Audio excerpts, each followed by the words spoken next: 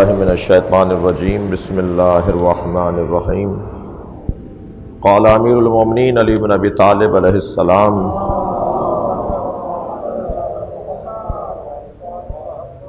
ومن علامات عہدہم انک تری لہ قوۃ فی الدین، تم ان کی علامتوں میں ایک علامت یہ دیکھو گے کہ وہ دین میں مضبوط ہوں گے، وحزماً فی اللین، اور اخلاق اور خوش اخلاقی میں وہ سمجھدار ہوں گے، وایماناً فی یقین، اور ایمان ان کا یقینی ہوگا، وحرصاً فی علم، اور علم حاصل کرنے میں حریص ہوں گے، وعلماً فی حلم، اور علم ان کا ان کی بردباری سے ظاہر ہوگا، وقصداً فی غنا، اور دولت اور ثروت کے باوجود وہ معتدل ہوں گے، وخشوعاً فی عبادہ، اور عبادت میں وہ خشوع اور نیت کی بلندی اور حضور قلب کے ساتھ عبادت کریں گے، وتجملاً فی فاقہ، اور ناداری اور فاقوں میں بھی وہ اپنے آپ کو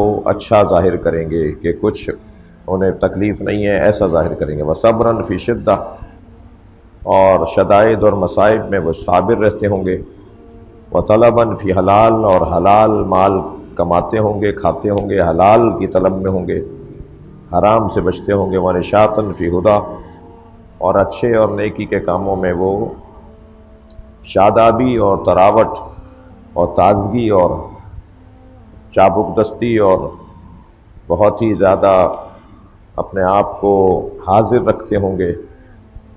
آج کی جو صفت ہے وہ ہے تحرجن عن طمع، اور وہ لالچ سے اور کسی چیز کی طمع اور کسی چیز کی لالچ سے اپنے آپ کو مشکل میں سمجھتے ہوں گے، یعنی وہ اپنی تحرجن فی طمع، اور ان کے لیے سخت ہوگا، ان کے مزاج سے ہٹ کر ہوگا، ان کے مزاج میں نہیں ہوگا کہ وہ کسی چیز کی طمع کریں، وہ لالچی نہیں ہوں گے، وہ طمع اور لالچ سے اپنے آپ کو بچاتے ہوں گے، اور اگر کبھی کوئی لالچ ان کی طرف بڑھے، کوئی چیز کسی چیز کو ان کے سامنے پیش کیا جائے، کسی چیز کو ان کے سامنے رکھ کر سجا کر پیش کیا جائے کہ وہ اس کی طرف راغب ہونے لگیں، تو ان کی رغبت بھی وہ بادل ناخواستہ ہوتی ہے، چاہتے ہی نہیں ہے کہ وہ کسی ایسی چیز کی طرف لپکیں جو چیز انہیں ان کے جو معیار اور شخصیت ہے اس سے گرا رہی ہو۔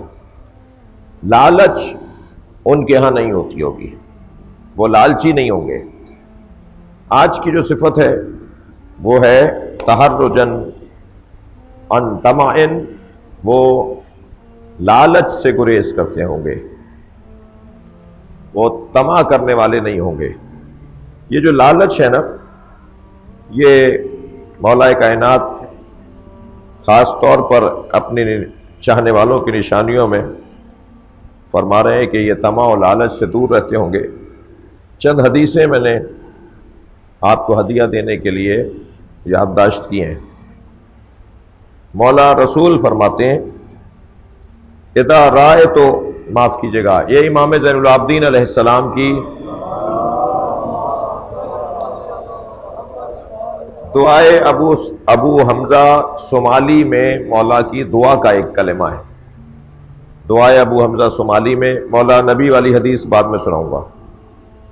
مولا امام جعفر صادق، مولا امام زین العابدین علیہ السلام، اللہم صل علی محمد وآل محمد، دعائے ابو حمزہ صومالی جو ماہ مبارک رمضان میں پڑھنے کا بھی حکم ہے، اس میں اللہ کی بارگاہ میں مناجات کرتے ہوئے فرما رہے ہیں اذا رأیت مولایا ذنوبی فزعت، جب میں دیکھتا ہوں کہ میرا مولا یعنی میرا اللہ میرے گناہوں کو دیکھ رہا ہے تو مجھے ایک گھبراہٹ ہونا شروع ہو جاتی ہے۔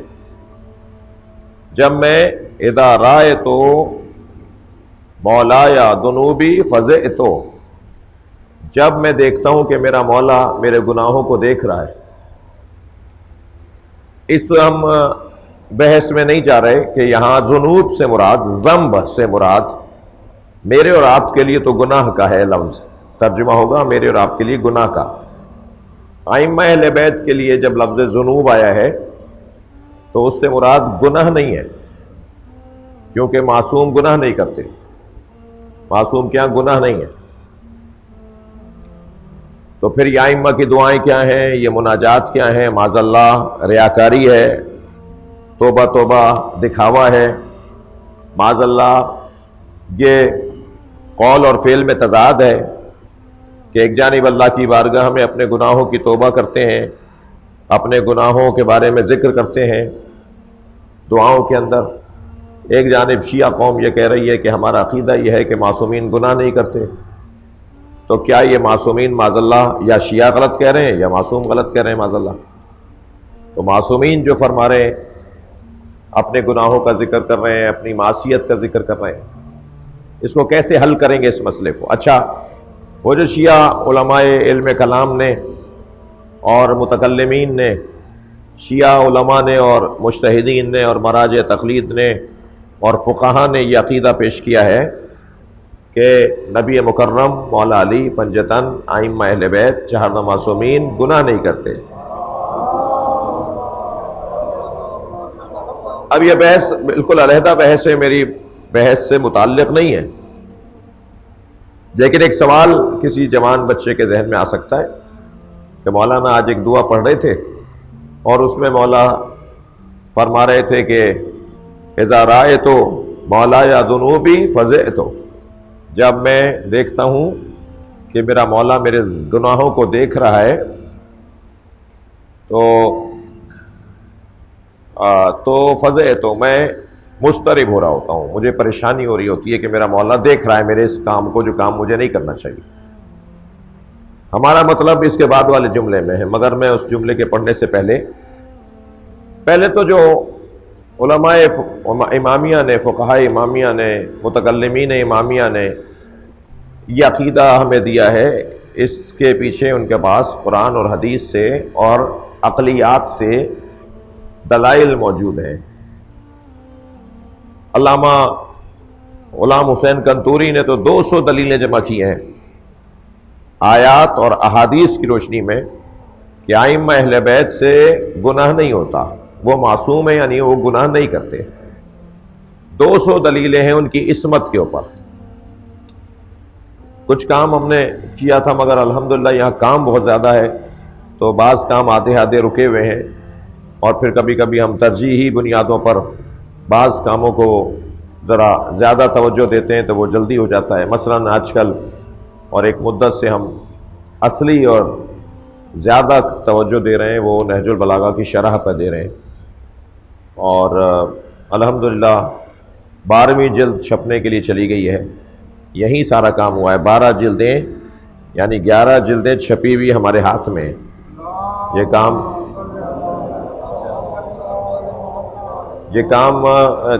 الحمدللہ ایک ایسا کام ہوا ہے یہیں سے باب العلم سے ہی کہ جو پوری ہندوستان پاکستان کے لیے بڑا کارنامہ ہے، اس معنی میں کہ اردو میں مولا علی کے کلام کی شرح تفسیر وہ اتنی مفصل ہمارے پاس نہیں تھی، 2 3 4 جلدوں میں کام تھا ہمارے سامنے، یہ مفصل اور سب کے کام آنے والا کام الحمدللہ وہ تقریباً کام پورا ہو چکا ہے۔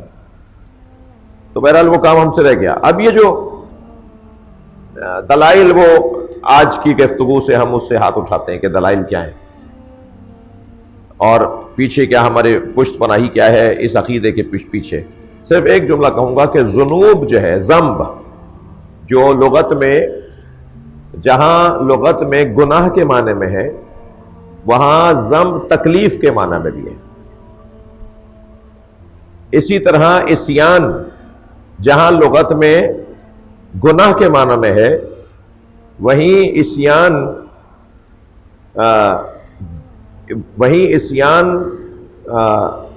عدم اتیان کے بارے میں بھی ہے۔ عصیان جو چیز نہیں کرنی چاہیے، اتیان جو چیز کرنی چاہیے۔ اب جو نہیں کرنی چاہیے اس میں کبھی حرام کی شدت ہے اور کبھی مکروہ کی شدت ہے اور کبھی شایان شان نہ ہونے کی شدت ہے. یعنی بعض اوقات نہ وہ گناہ ہوتا ہے نہ وہ مکروہ ہوتا ہے، لیکن پھر بھی وہ کام شایان شان نہیں ہے. مثلا یہ جو بچے چند مجلس میں بیٹھے ہیں، یہ اگر باب العلم چورنگی پہ کھڑے ہو کے آئس کریم کھائیں گے کوئی کچھ نہیں کہے گا، لیکن اگر شہنشاہ حسین نقوی باب العلم چورنگی پر آئس کریم کھاتے ہوئے تصویر کھنچوا کے وائرل کروا دیں یا کوئی تصویر کھینچ کے ڈال دے تو سب برا برا کہیں گے نا کہ دیکھو مولانا کو آئس کریم کھا رہے ہیں.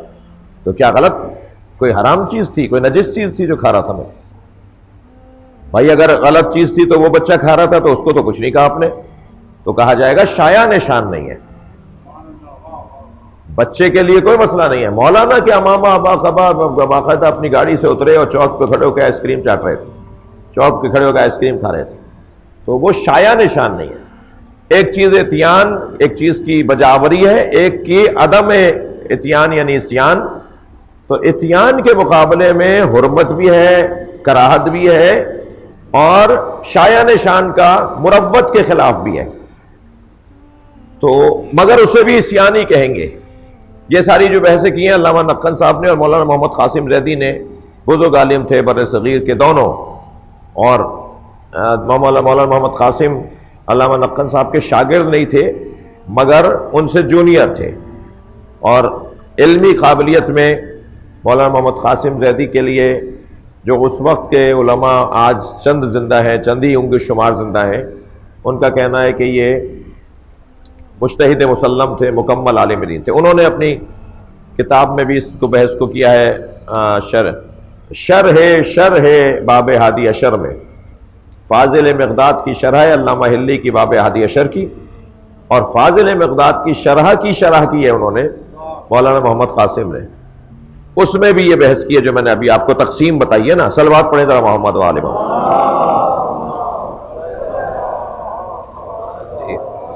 یعنی ایک چیز کا ایک چیز کی بجاوری اور ایک چیز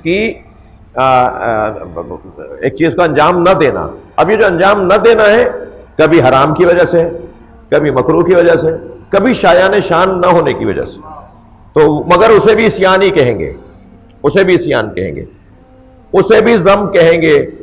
لہذا قرآن مجید میں ایک روشن آیت،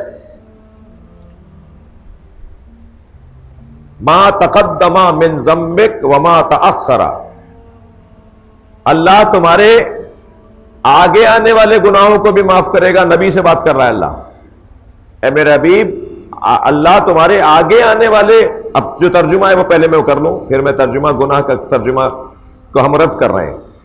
تمہارے آگے آنے والے گناہوں کو بھی معاف کرے گا، اور جو ماضی میں تم نے معاذ اللہ گناہ کیے انہیں بھی معاف کرے گا. تو کیا یہ ترجمہ کریں گے ہم اس آیت کا؟ اے اللہ کے رسول، اللہ تمہارے معاذ اللہ ماضی کے گناہوں کو بھی معاف کرے گا. وما تأخر وما تقدم ان کا یا من کا، میں اس وقت اگر آپ کو کسی کو یاد ہے، من ذنبک، ما تأخر من ذنبک وما تقدم وما تأخر من ذنبک. یہ ذنب کا لفظ وہاں پر بھی آیا ہے. تو کیا کہا جائے گا کہ کیا اللہ تمہارے ماضی کے گناہ اور آئندہ کے گناہ معاف کرے گا؟ ترجمہ یہ نہیں ہوگا. اللہ تمہاری ماضی کی پریشانیاں بھی دور کرے گا اور آگے بھی تمہیں پریشان نہیں ہونے دے گا. یہاں ذنب سے ترجمہ ہم کریں گے پریشانیاں، جبکہ پریشانی کا لفظ جو ہے یا اضطراب یا پریشانی ذنب کے معنی میں ہے. تو اب اصلی بات یہ ہوئی کہ جب بھی لفظ ذنب یعنی جسے لغت میں گناہ کے معنی میں بھی لیا گیا ہے، اور یہ وہی معنی ہے جسے ہمارے بعض اہل سنت اور بعض اہل سنت اور بعض شیعہ، البتہ شیعوں میں 1-2% ہیں، اہل سنت میں تعداد زیادہ ہے جو اس بات کے قائل ہیں کہ اس سے مراد گناہ ہی ہے. نبی مکرم کے معاذ اللہ گناہوں کے بارے میں اللہ بات کر رہا ہے، اور ہمارے ابھی چند فیصد ایسے ہیں جو اس نظریے کے قائل ہیں. تو یہاں جب مولا فرما رہے ہیں اذا رأیت مولایا ذنوبی فزعت، جب میں دیکھتا ہوں کہ میرا مولا میرے گناہوں کو دیکھ رہا ہے تو میں مضطرب ہو جاتا ہوں. تو یہ گناہ ترجمہ نہیں ہوگا. جب میرا مولا دیکھتا ہے کہ جو شایان شان میرے نہیں ہے وہ کام میں کر رہا ہوں تو پھر میں مضطرب ہو جاتا ہوں. اب اللہ کے اب نبی کے شایان شان کیا چیز نہیں ہے، ائمہ کے شایان شان کیا چیز نہیں ہے؟ مثلا ایک سائل نے آ کر مولا سے بات کی اور مولا اس کو جواب دینا چاہتے ہیں کہ دوسرے سائل نے آ کر مولا سے گفتگو شروع کر دی، مولا نے اسے چھوڑ کر اس کی گفتگو شروع کر دی جو اتنی دیر تک مولا کا انتظار کر رہا ہے، ائمہ کے نزدیک یہ بھی شایان شان نہیں ہے۔ ہمارے استاد عابدی، شاید مولانا ذوالفقار نے انہیں دیکھا ہو، قم میں ہوتے ہیں استاد عابدی، جان باز بھی ہیں، انہوں نے ان مفاہیم کو بہت ہمارے اوپر روشن کیا کہ مثلا نیوز کاسٹر، نیوز پڑھنے والا، خبریں سنانے والا، خبر نگار، ٹی وی چینل پہ آپ کو خبریں سناتے ہوئے اگر اسے چھینک آ جائے، اگر اسے کھانسی آ جائے تو کیا کہتا ہے؟ معاف کیجیے گا۔ تو کون سا گناہ کیا تھا اس نے کون سی غلطی کی تھی جو معافی مانگ رہا ہے اتنے بڑے مجمع سے، پوری دنیا سے، جو دنیا دیکھ رہی ہے اسے؟ تو جواب دیا جائے گا کہ سامنے والے کے شایان شان نہیں تھا کہ اس کے سامنے وہ چھینکتا، جو دنیا دیکھ رہی ہے اسے، ان کے شایان شان نہیں ہے کہ ان کے آگے کھانستا۔ اب یہ اس کا کھانسنا اور چھینکنا اس کا اختیاری تو تھا نہیں، گناہ بھی نہیں تھا، پھر بھی رائج ہے کہ معافی مانگتا ہے۔ ایسے ہی ائمہ اللہ کی بارگاہ میں معافی مانگ رہے ہیں۔ صلوات پڑھیں محمد و آل محمد پر۔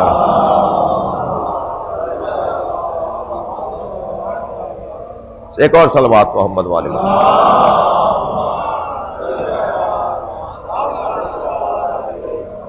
یہاں مولا فرما رہے ہیں کہ جب میں دیکھتا ہوں تو میں مضطرب ہوتا ہوں، وَإِذَا رَأَيْتُ عَفْوَكَ طَمَعْتُ، اور جب میں تیری بخششوں کو، تیری معافیوں کو، تیری عطاؤں کو دیکھتا ہوں تو میں تیری عطاؤں کی طرف لالچی ہونے لگتا ہوں کہ کسی طرح یہ اور مل جائے، مجھے یہ اور مل جائے، بس ایک پر میں اکتفا نہیں کرتا۔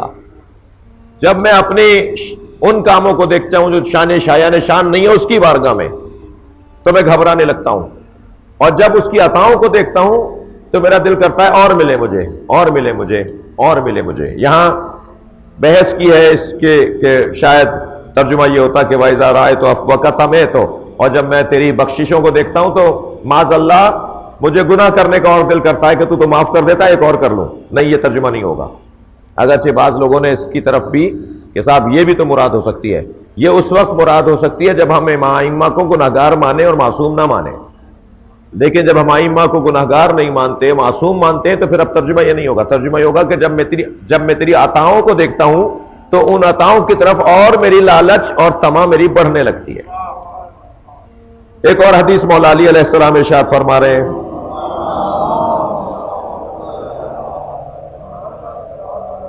علی مولا کی اور ائمہ کی زبان سے یہ جو فرامین ہے نا، یہ وہی بول سکتے تھے بس۔ یہ الفاظ، یہ مفاہیم، یہ پیغامات ائمہ اہل بیت کے علاوہ جو بھی بولے گا نا وہ چھوٹا منہ بڑی بات کر رہا ہوگا، وہ قول اور فعل کا تضادی ہوگا، اس کا قول کچھ اور کہہ رہا ہوگا، فعل کچھ اور کہہ رہا ہوگا۔ یہ مولا علی کے منہ سے ہی، مولا علی کی زبان مبارک سے ہی جچتا ہے یہ جملہ۔ کیا فرماتے؟ اکثر مسار العقول تحت بروق المطامع، اکثر عقلوں کا زمین پر اوندھے منہ گرنا، اکثر عقلوں کا، سمجھداریوں کا زمین پر اوندھے منہ گرنا لالچ کے پتوں پر ہوتا ہے۔ اکثر عقلوں کا اوندھے منہ گرنا لالچ کے پتوں پر ہوتا ہے۔ لالچ کے پتے نیچے پڑے ہوتے ہیں، عقلیں گر رہی ہوتی ہیں۔ یعنی اگر کسی کو کوئی ایسا کام کرتے ہوئے دیکھیں کہ جو اس کی عقل کے خلاف ہے، یہ بات ہی عقل کام کیوں نہیں کر رہی تھی تمہاری، وہ کہے گا جی اس وقت تمہارا دماغ نہیں چلا، تو وہ کہے گا جی کیا کروں کہ وہاں ایسی چیز رکھی تھی جس کی طرف میں راغب ہو گیا، میری عقل نے کام ہی نہیں کیا۔ یعنی لالچ پیسے کی ہو، کرسی کی ہو، شہرت کی ہو، مثال کے طور پر منصب کی ہو، کسی بھی چیز کی لالچ انسان کی، مولا فرما رہے ہیں، عقل کو اوندھے منہ گرا دیتی ہے۔ کتنے ہی بڑے بڑے لوگ صاحبان عقل لوگ، بڑے بڑے لوگ، وہ لالچ کی وجہ سے ان کی عقلوں نے کام ہی نہیں کیا، اور وہ جو چند دن یا چند مہینوں انہوں نے لالچ کی وجہ سے ان کی عقل بند ہو کر رہ گئی، عقل نے کام کرنا چھوڑ دیا، عقل میں کرنٹ ہی باقی نہیں رہا، عقل میں جو ہے وہ حرارت ہی باقی نہیں رہی، عقل فیوز اڑ گئے، عقل کی لائٹ ہی چلی گئی، کام ہی نہیں کر رہی تھی عقل ان کی۔ وہ چند دنوں کی ان کی عقل کا خالی ہونا، اس ایک کرسی کی وجہ سے، ایک منصب کی وجہ سے، کچھ پیسوں کی وجہ سے، پھر تاریخ میں ان کو ایسا برا بنا دیتی ہے کہ وہ اپنی حیثیت سے اور ساری محنتیں ان کی ضائع۔ مولا کا ایک اور فرمان بڑا حسین تعبیر ہے مولا کی، مل خمر صرفن بے اذہاب بعقول الرجال من الطمع، طمع سے زیادہ کوئی شراب نہیں ہے جو عقل کو زائل کرتی ہو۔ شراب کا کام ہے عقل کو زائل کرنا۔ مولا فرما رہے ہیں طمع اور لالچ سے بڑی کوئی شراب ہی نہیں ہے۔ وہ والی شراب کا پھر بھی کچھ نہ کچھ ہوش رہتا ہے، اور رہتا ہوگا، لیکن طمع والی جو شراب ہے، لالچ کی جو شراب ہے، اس کو پینے کے بعد عقل بالکل کام نہیں کرتی۔ مولا کا ایک اور فرمان، الطمع رق والیاس عتق، طمع گرفتاری ہے، اسارت ہے، قید ہے، جیل جانا ہے، اور مایوس ہونا، اس چیز سے مایوس ہونا، اس چیز سے ہاتھ اٹھانا، اس چیز کو سے منہ موڑ لینا، یہ آزادی ہے۔ وہ پیسہ، وہ کرسی، وہ منصب، وہ شہرت انسان کو اگر اس کو وہ اپنانے کے لیے آگے بڑھے تو اسے وہ اپنا اسیر بنا لیتی ہے، لیکن چھوڑ دے تو آزاد رہتا ہے۔ اگر وہ اسے چھوڑ دے تو آزادی ہے۔ مولا فرما رہے ہیں کہ الطمع رق، فقا کا رقبتی ہم پڑھ رہے ہیں نا روزانہ، یا اللہ ہماری اس گردن کو، رق کہتے ہیں گردن کے میں جس کے پٹا بندھا ہوا ہو، یعنی جو اسیر ہو۔ ہماری گردن ہمارے گناہوں کی اسیر ہے۔ ہم روزانہ ماہ رمضان کی دعاؤں میں اللہ سے دعا مانگ رہے ہوتے ہیں کہ ہماری گردن جو ہماری غلطیوں اور گناہوں کی اسیر ہے، یہ پٹا ہمارا کھول دے ماہ رمضان میں، ہمیں آزادی عطا فرما دے۔ ہم یہ روزانہ دعا کر رہے ہیں۔ مولا بھی فرما رہے ہیں کہ طمع قید ہے، اسیری ہے، والیاس عتق، اور نا امیدی، اس چیز سے نا امیدی، اس کو نظر انداز کرنا، وہ آزادی ہے۔ ایک عارف کا قول میں نے یہاں پر آپ کو ہدیہ دینے کے لیے لایا ہوں۔ دو بچے روٹی کھا رہے تھے، ایک کی روٹی روکھی تھی، یعنی کوئی سالن نہیں تھا، کوئی اس کے اوپر روغن نہیں لگا ہوا تھا، روکھی روٹی تھی۔ ایک کی روٹی پہ شہد لگا ہوا تھا۔ ایک کے پاس روٹی اور شہد، ایک کے پاس صرف روٹی۔ تو جس کے پاس صرف روٹی تھی اس نے اس سے کہا مجھے شہد بھی دے دو۔ اس نے کہا شہد تو دے دوں گا مگر کتا بنو گے؟ تھوڑی دیر سوچتا کہ اللہ بنوں گا۔ اس نے شہد بھی دے دیا، اس نے بھی شہد سے، جس کا تھا شہد، اس نے شہد روٹی کھائی، اور جس نے شرط پہ شہد لیا اس نے بھی شہد سے روٹی کھا لی۔ کتنی دیر کا ذائقہ تھا؟ جیسے ہی وہ روٹی مکمل ہوئی اس نے گلے میں پٹا ڈالا اور اسے کتے کی طرح کھینچنے لگا کہ تم نے ایگریمنٹ کیا تھا، طے کیا تھا مجھ سے کتا بنو گے۔ تو وہ عارف اس منظر کو دیکھ رہے تھے اور انہوں نے ایک جملہ کہا، لولا رضیت بخبزک ما کنت کلبا، اگر تو صرف روٹی پہ راضی ہو جاتا تو کتا نہ بنتا، تجھے ایک شہد نے کتا بنا دیا۔ بعض اوقات ہماری زندگیوں میں بھی ایک چھوٹی سی چیز جس کی لالچ میں انسان اپنے آپ کو چھوٹا کر لیتا ہے، تو وہ چیز چاہے بڑی ہو مگر اس چیز کی لالچ نے اسے چھوٹا بنا دیا۔ تو لالچ نہیں کرنا چاہیے۔ اور انسان، بس آخری ایک روایت اور سنیں امام جعفر صادق علیہ السلام کی،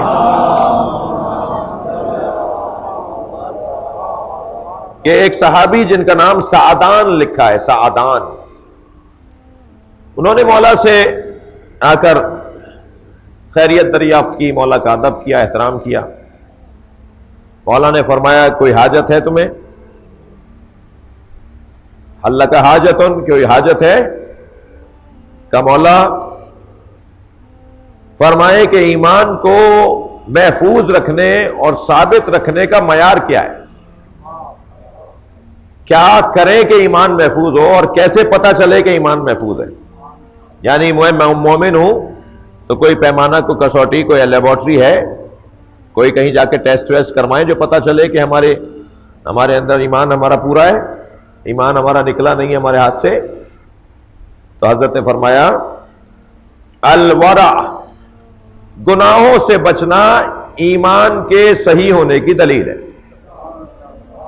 اگر تم گناہوں سے بچ رہے ہو تو آج مومن رہے، سارے دن کوئی گناہ نہیں کیا، دوسرا دن آیا، آج پورا مہینہ گزر گیا، ہم مومن ہیں پورے مہینے سے، بھائی ایک مہینے سے مومن چلے آ رہے ہیں، کہ بھائی کیسے؟ کہ ایک مہینے سے گناہ نہیں کیا۔ یہ کسوٹی ہے امام جعفر صادق کی۔ شاگرد بھی ہو تو ایسا ہو جیسا سادان تھے، جب امام نے کہا نا کہ ایمان کو اپنے اوپر ثابت کرنے کے لیے، کہ میں اپنے آپ سے پوچھوں، میں اپنے آپ سے کہوں کہ جی تم مومن ہو، تو تمہارے اندر سے کیسے پتہ چلے کہ مومن ہو؟ تو پھر اپنے اندر سے پوچھو کہ کتنے دن سے گناہ نہیں کیا؟ کہا جی 6 دن سے نہیں کیا، تو 6 دن سے تو مومن ہو۔ یہ تو کسوٹی دے دی امام نے۔